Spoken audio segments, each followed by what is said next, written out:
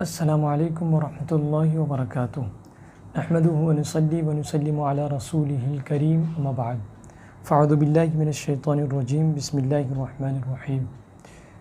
الصلاۃ والسلام علیک یا رسول اللہ صلی اللہ تعالیٰ علیہ وسلم۔ ناظرین،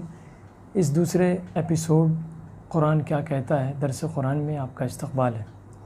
آئیے آج دوسرے پارے کے حوالے سے چند اس کے مشمولات آپ سماعت کریں گے۔ میں امید کروں گا کہ آپ سنیں گے اور عمل کی کوشش کریں گے۔ اللہ تبارک و تعالیٰ مجھے اس تعلق سے حق کہنے، حق سننے اور اس پر ہم سب کو عمل کی توفیق عطا فرمائے۔ دوسرا پارہ جو ہے، اس میں 4 باتیں بطور خاص بیان کی گئی ہے۔ اس میں اس کی شروعات ہوتی ہے کہ سیقول السفہاء من الناس ما ولاھم عن قبلتہم التی کانوا علیہا قل للہ المشرق والمغرب یہدی من یشاء الی صراط مستقیم، کہ اب کہیں گے بیوقوف لوگ، کس نے پھیر دیا مسلمانوں کو ان کے قبلے، اس قبلے سے جس پر تھے، مطلب قبلہ اول کی طرف مسلمان پہلے بیت المقدس کی طرف رخ کر کے نماز پڑھا کرتے تھے، تو اب کس نے انہیں پھیر دیا؟ تو قل للہ المشرق والمغرب، تو تم فرما دو کہ پورا پچھم سب جو ہے وہ مشرق مغرب سب اللہ کا ہے، جسے چاہے سیدھی راہ چلاتا ہے اللہ تبارک تعالیٰ۔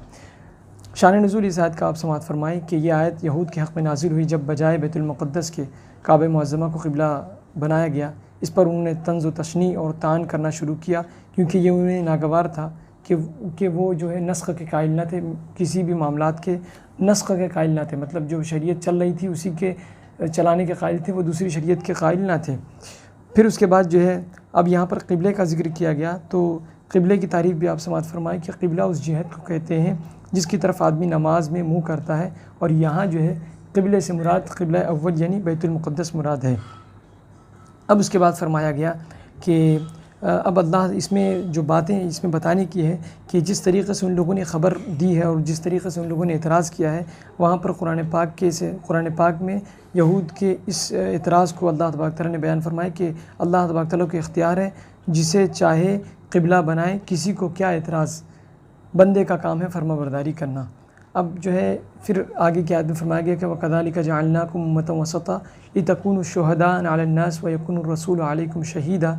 فرماتے ہیں کہ اور بات یوں ہے کہ ہم نے تمہیں کیا سب امتوں میں افضل کہ تم لوگوں پر گواہ ہو، اور وَيَكُونُ الرَّسُولُ عَلَيْكُمْ شَهِيدًا، اور یہ رسول تمہارے نگہبان اور گواہ ہوں۔ تو اب جو ہے اس میں بیان فرمایا گیا کہ اس ضمن مسئلہ ہے کہ دنیا میں تو یہ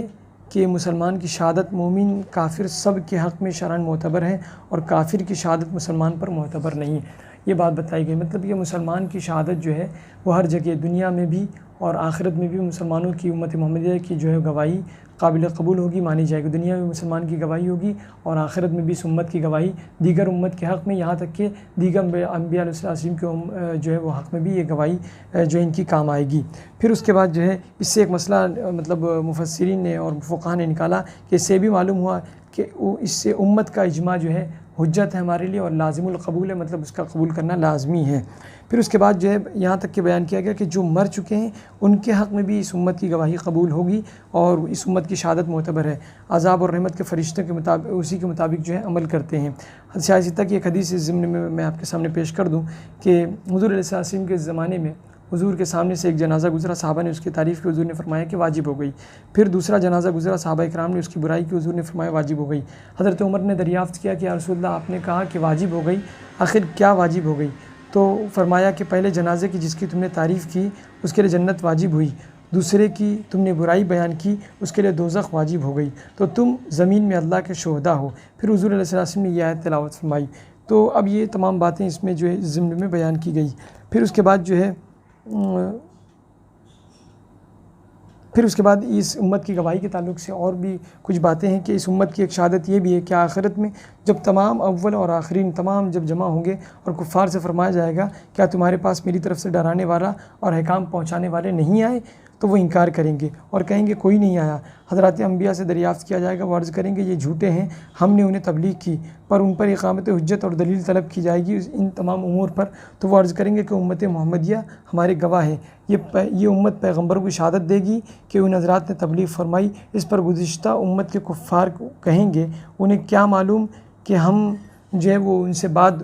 مطلب انہیں اس بات کا کیا علم ہے؟ پھر دریافت فرمایا جائے گا کہ تم کیسے جانتے ہو؟ یہ عرض کریں گے یا رب تو نے ہماری طرف اپنے رسول محمد صلی اللہ علیہ وسلم کو بھیجا، قرآن پاک نازل فرمایا، ان کے ذریعے سے ہم قطعی طور پر یقینی طور پر جانتے ہیں کہ حضرات انبیاء علیہ السلام نے تبلیغ کو اپنے پورے منصب کو پوری ذمہ داری کے ساتھ انہوں نے انجام دیا۔ اور پھر سید عالم صلی اللہ علیہ وسلم سے آپ کی امت کی نسبت دریافت فرمایا جائے گا کہ حضور ان کی تصدیق فرمائیں گے۔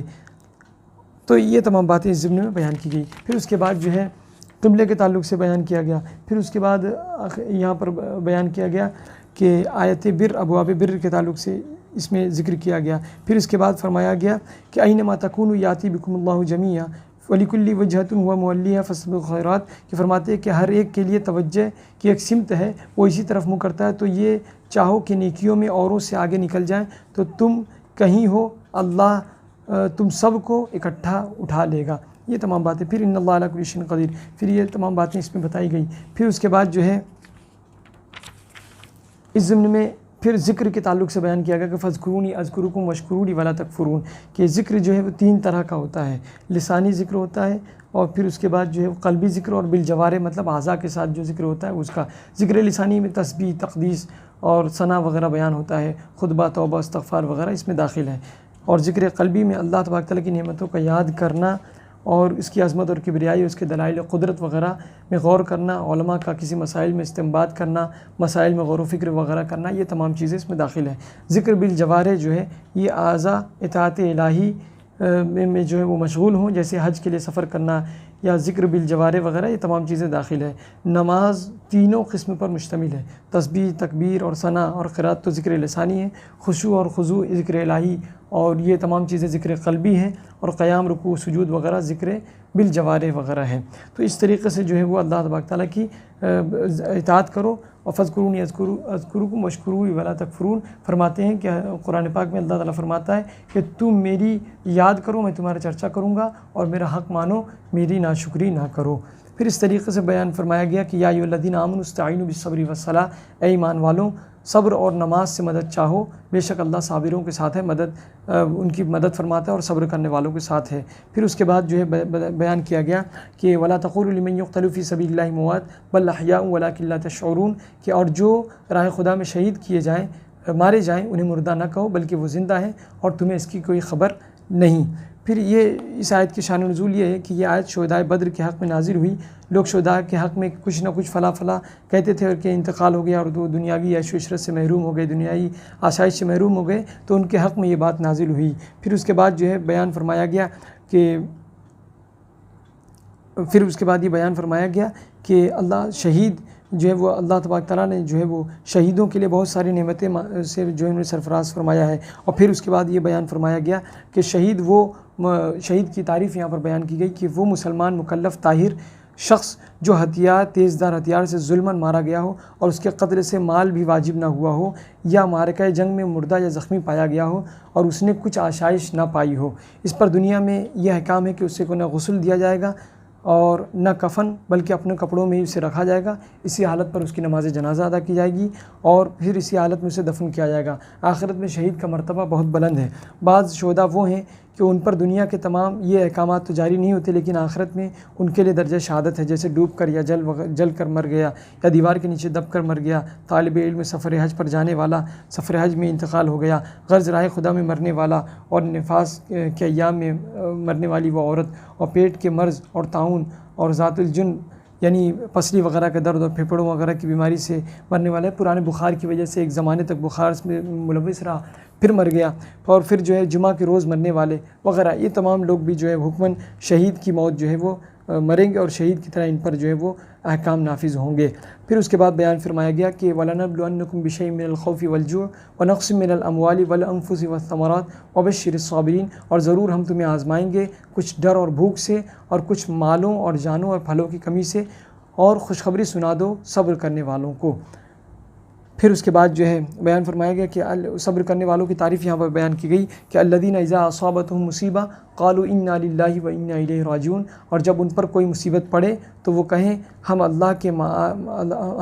کے مال ہیں اور ہم کو ان کی طرف اسی کی طرف ہمیں لوٹ جانا ہے، مطلب انا للہ مطلب ہم اللہ کے لیے جب تک ہیں اللہ کے لیے ہیں، اور پھر اسی کی طرف ہمیں لوٹ کر جانا ہے۔ تو فرماتے ہیں کہ امام شافعی نے اس آیت کی تفسیر میں بیان فرمایا کہ کس کس طریقے سے آزمایا جائے گا، تو بتاتے ہیں کہ خوف سے اللہ کا ڈر، اور بھوک سے رمضان کے روزے، مالوں کی کمی سے زکوٰۃ صدقات کا دینا، جانوں کی کمی سے امراض کے ذریعے موتیں ہونا، پھلوں کی کمی سے اولاد کی موت ہونا، اور جو ہے وہ اولاد کی موت مراد اس لیے کہ اولاد جو ہے دل کا پھل ہوا کرتی ہے۔ پھر اس طریقے سے حدیث پاک میں آیا کہ جب ان کو مصیبت پہنچتی ہے تو وہ انا للہ و انا الیہ راجعون کہتے ہیں، تو مصیبت کے وقت انا للہ و انا الیہ راجعون پڑھنے سے اللہ تبارک تعالیٰ کی رحمت جو ہے وہ نازل ہوتی ہے، اور یہ رحمت الہی کا سبب ہے۔ اور حدیث پاک میں ہے کہ مومن کی تکلیف کو اللہ تبارک تعالیٰ اس کے گناہوں کا کفارہ بنا دیا کرتا ہے۔ پھر یہ بیان فرمایا گیا کہ صفا مروہ جو ہے اللہ کی نشانیوں میں سے ہے۔ شاعر اللہ کیا ہے؟ تو شاعر اللہ سے دین کے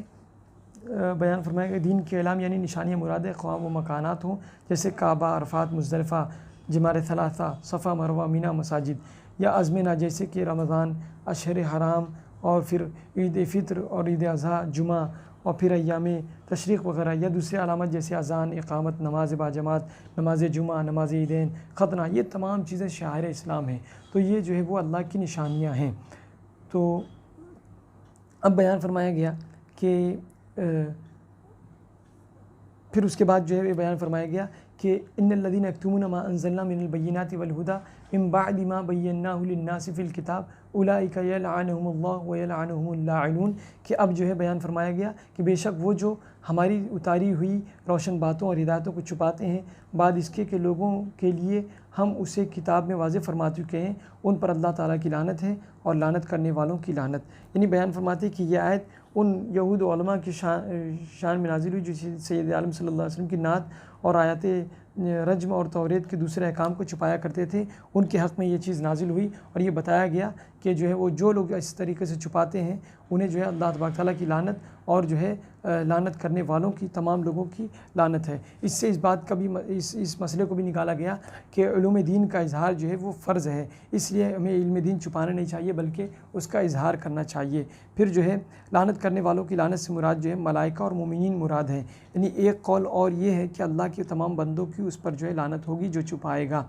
پھر اس کے بعد جو ہے آگے بیان فرمایا گیا کہ ان فی خلق السماوات والارض واختلاف اللیل والنہار والفلک التی تجری فی البحر بما ينفع الناس وما انزل اللہ من السماء من ماء فاحیا به الارض بعد موتها وبث فيها من كل دابة وتصريف الرياح والسحاب المسخر بين السماء والارض لآیات لقوم یعقلون، کہ بیان فرمایا گیا کہ بے شک آسمانوں اور زمینوں کی پیدائش اور رات دن کے بدلتے آنا اور کشتی کے دریا میں لوگوں کے فائدے لے کر چلتی ہے، اور وہ جو اللہ نے آسمان سے پانی اتار کر مردہ زمین کو اس سے جلایا اور زمین میں ہر قسم کے جانور پھیلائے اور ہواؤں کی گردش اور وہ بادل کے آسمان و زمین کے بیچ میں حکم کا باندھا ہے، ان سب میں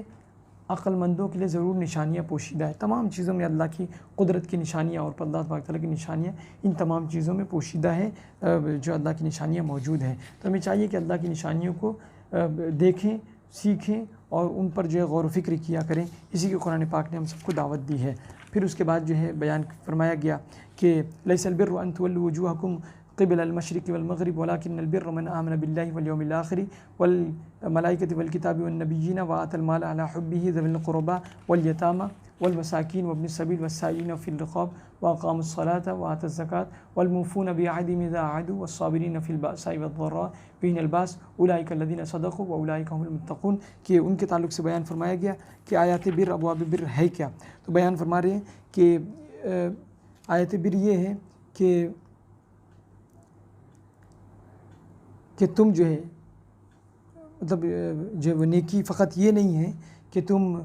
مشرق یا مغرب کی طرف اپنا رخ کر لو، بلکہ نیکی تو بہت ساری چیزوں پر محیط ہے، اور نیکی کا دائرہ کار بہت عظیم ہے، عبادت کا دائرہ کار بہت بلند ہے۔ اس میں تمام احکامات خصوصیت کے ساتھ عقائد بیان کیے گئے، اور پھر اس کے بعد عبادات کے تمام معاملات کو بیان کیا گیا، پھر اس کے بعد معاملات انسانی جو انسانوں کے درمیان ہوتا ہے اسے اس میں بیان کیا گیا، پھر معاشرت کے کیا آداب ہیں اسے بیان کیا گیا، اور پھر اخلاق مومن اور مسلمانوں کے اخلاق کیا ہونا چاہیے اسے اجمالی طور پر اس میں ذکر کیا گیا، اور پھر اس کے بعد جو ہے وہ بیان فرمایا گیا آگے مزید کہ پھر اس کے بعد صفا مروہ کی صحیح کے تعلق سے اس میں ذکر کیا گیا، پھر اس کے بعد جو ہے مردار خون اور خنزیر کا گوشت اور وہ جو غیر اللہ کے نام کے لیے نامزد کیے گئے ہیں ان تمام کی حرمت اس میں بیان کی گئی کہ یہ تمام چیزیں نہیں کھا سکتے، نہیں اس سے جو ہے استمتاع نہیں کر سکتے، اس سے فائدہ نہیں اٹھا سکتے، یہ تمام چیزیں حرام ہیں۔ پھر اس کے بعد قصاص کے تعلق سے حکم بیان فرمایا گیا کہ یا ایھا الذین آمنوا کتب علیکم القصاص فی القتلى الحر بالحر والعبد بالعبد والانثى بالانثى فمن عفی له من اخیہ شیء فاتباع بالمعروف واداء الیہ بإحسان ذلك تخفیف من ربکم ورحمۃ فمن اعتدی بعد ذلك فاولئک فلہ عذاب علیم۔ پھر فرماتے ہیں کہ یہاں پر قصاص کے معاملے کو بھی بیان کیا گیا اور پھر اس میں بیان کیا گیا کہ بندے کو اختیار ہے کہ قصاص وہ عفو میں مختار ہے، وہ چاہے قصاص لے یا معاف کر دے۔ پھر قصاص کا اس میں ذکر کیا گیا کہ بدلہ جو ہے دیت اور خون بہا یا بدلہ جو ہے لینا جائز ہے اور لے سکتا ہے، چاہے تو وہ بندہ معاف کر دے آپس میں۔ پھر وصیت کے تعلق سے گفتگو کی گئی اور پھر روزے کے تعلق سے اس کے احکام بیان فرمائے گئے کہ روزہ تم پر فرض کیا گیا جیسے تم سے پہلے سابقہ امتوں پر فرض کیا گیا تھا، لعلکم تتقون، تاکہ تمہیں پرہیزگاری ملے، تاکہ تم تقوی شعار بن جاؤ۔ پھر اس کے بعد جو ہے اعتکاف کے تعلق سے ذکر کیا گیا، پھر جو ہے حرام کی کمائی کی ممانعت فرمائی گئی کہ حرام کی کمائی میں جو ہے اللہ تبارک تعالیٰ برکت نہیں عطا فرماتا اور پھر حرام جو ہے وہ حرام ہے، اس لیے اس سے بچنا ضروری ہے۔ پھر اس کے بعد جو ہے فرمایا گیا کہ جب اور محبوب جب تم میں سے میرے بندے مجھے پوچھیں تم سے تو تم کہو کہ میں تمہارے نزدیک ہوں اور میں پکارنے والے کی پکار سنتا ہوں۔ جب وہ مجھے پکارتے ہیں تو انہیں چاہیے کہ میرا حکم مانیں اور مجھ پر ایمان لائیں تاکہ جو ہے وہ راہ ہدایت سے سرفراز کیے جائیں۔ پھر اس کے بعد جو ہے وہ بہت سارے اس میں ذکر کیا گیا۔ پھر اس کے قمری تاریخ کے تعلق سے ذکر کیا گیا کہ آپ سے پوچھتے ہیں کہ یہ چاند کیا ہے تو تم فرما دو کہ وقت کی علامتیں اور لوگوں اور حج کے لیے جو ہے علامتیں ہیں لوگوں کے لیے اور حج کے لیے، اور پھر اس میں جو ہے وہ تمام باتیں اس میں پوشیدہ ہیں اسے بیان فرمایا گیا۔ پھر اس کے بعد جہاد کے تعلق سے ذکر کیا گیا کہ وقاتلوا فی سبیل اللہ الذین یقاتلونکم ولا تعتدوا ان اللہ لا یحب المعتدین، کہ تم ان سے جہاد کرو گے، ان سے لڑائی کرو گے، ان سے جہاد کرو گے، ان سے لڑائی کرو گے جو تم سے لڑائی کرتے ہیں، تم سے جہاد کرتے ہیں، اور تم زیادتی نہیں کرو گے جہاد کے معاملے میں، کیونکہ بے شک اللہ تبارک تعالیٰ زیادتی کرنے والوں کو پسند نہیں فرماتا۔ پھر حج کے تعلق سے گفتگو ہوئی، حج کی فرضیت کو بیان کیا گیا۔ پھر اس کے بعد اسی طریقے سے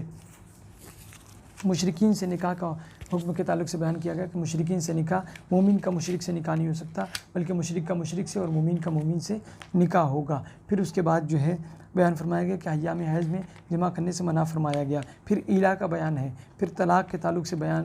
تفصیلی بیان کیا گیا، پھر عدت کے تعلق سے گفتگو کی گئی۔ پھر اس کے بعد ایام رضاعت مطلب دودھ پلانے کے تعلق سے اس کے احکام بیان فرمائے گئے۔ پھر مہر اور مہر کی رقم کے تعلق سے بیان کیا گیا۔ پھر حلالہ کے تعلق سے بیان کیا گیا۔ پھر معتدہ سے پیغام نکاح کے تعلق سے بیان کیا گیا۔ پھر اس طریقے سے فرمایا گیا کہ وانفقوا فی سبیل اللہ ولا تلقوا بایدیکم الی التہلکہ، کہ اللہ کی راہ میں خرچہ کرو اور اپنے آپ کو ہلاکت میں نہ ڈالو، اور پھر بھلائی والے بن جاؤ، بھلائی کرنے والے بن جاؤ، کیونکہ بے شک اللہ تبارک تعالیٰ اچھے لوگوں کو پسند کیا کرتا ہے۔ پھر اس کے بعد جو ہے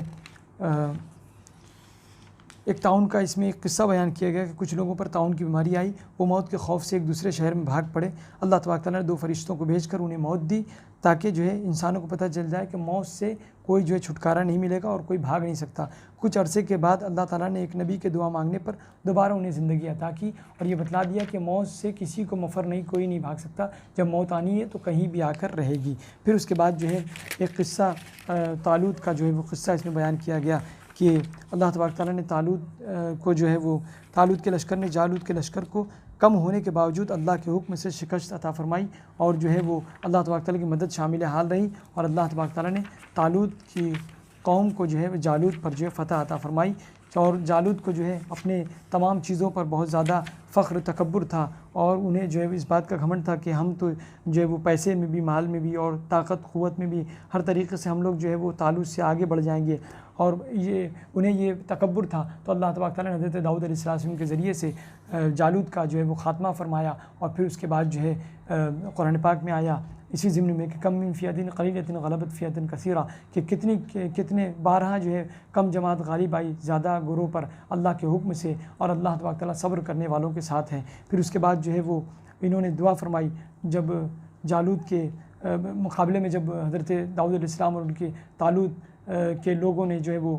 جالوت کے مد مقابل کھڑے ہوئے تو ان لوگوں نے دعا فرمائی کہ ربنا افرغ علینا صبرا وثبت اقدامنا وانصرنا علی القوم الکافرین. عرض کیا ہے ہمارے رب ہم پر صبر انڈیل دے اور ہمارے پاؤں جمے رکھ اور کافر لوگوں پر ہماری مدد فرما. تو اللہ تبارک تعالیٰ نے ان کی مدد فرمائی اور حضرت داؤد علیہ السلام نے جالوت کو قتل کیا. پھر اس کے بعد حال یہ ہوا کہ اللہ تبارک تعالیٰ نے حضرت داؤد علیہ السلام کو بادشاہت اور جو ہے حکمت عطا اور جو وہ چاہتے تھے ان تمام چیزوں کا انہیں علم عطا فرمایا اور جو ہے بادشاہت انہیں عطا فرمائی. پھر اس طریقے سے جو ہے اللہ تبارک تعالیٰ نے کم گروپ کو جو ہے کم قوم کو زیادہ قوم پہ غلبہ عطا فرمایا کیونکہ وہ انہوں نے حق اور استقامت کے ساتھ دین پر جو ہے وہ قائم اور دائم رہے. اور پھر اس طریقے سے جو ہے وہ حضرت داؤد علیہ السلام جو ہے وہ بادشاہت بھی پائی اور نبوت بھی پائی. اور اس طریقے سے اللہ تعالیٰ نے جو ہے نیکوں کے صدقے میں دوسروں کی بلائیں بھی دفع کرتا ہے. اس آیت سے یہ بات بھی پتہ چلی. تو اب اس تعلق سے حدیث پاک بھی ہے کہ ابن عمر رضی اللہ تعالیٰ عنہ سے مروی ہے کہ رسول خدا صلی اللہ علیہ وسلم نے فرمایا کہ اللہ تعالیٰ نے ایک صالح مسلمان کی برکت سے اس کے پڑوس کے 100 گھر والوں کی بلا کو جو ہے وہ دفع فرماتا ہے، روکتا ہے. سبحان اللہ، نیک لوگوں کا قرب بھی جو ہے وہ فائدہ پہنچاتا ہے. تو یہ تمام باتیں جو ہے ہمیں ان تمام دوسرے پارے کے حوالے سے بہت ساری باتیں سرسری طور پر میں نے آپ کی خدمت میں پیش کی. اللہ تبارک تعالیٰ دوران بیان جو بھی خطا ہوئے پروردگار مجھے معاف فرمائے اور ہم سب کو اس پر عمل کی توفیق عطا فرمائے. قرآن پاک کی برکتوں سے ہم سب کو مالا مال فرمائے. انشاءاللہ آئندہ کل جو ہے تیسرے پالے کے حوالے سے گفتگو ہوگی. آپ حضرات سے امید کروں گا کہ آپ حضرات انشاءاللہ ان تمام چیزوں کو بغور سماعت فرمائیں گے اور آپ جو ہے ہمارا چینل زیادہ سے زیادہ شیئر کریں، لائک کریں، کمنٹ کریں. اور جو چیز آپ کو نہ سمجھ میں آئے یا کوئی اعتراض ہو یا اگر کچھ چیز آپ کو سننے میں اگر کوئی مسٹیک ہو گئی ہو تو آپ براہ راست یوٹیوب کے ذریعے سے اس چینل کے ذریعے سے آپ پوچھ سکتے ہیں. انشاءاللہ اس کا جواب دینے کی کوشش کی جائے گی. اللہ تبارک تعالیٰ ہم سب کو اعمال صالحہ کی توفیق عطا فرمائے. السلام علیکم ورحمۃ اللہ وبرکاتہ.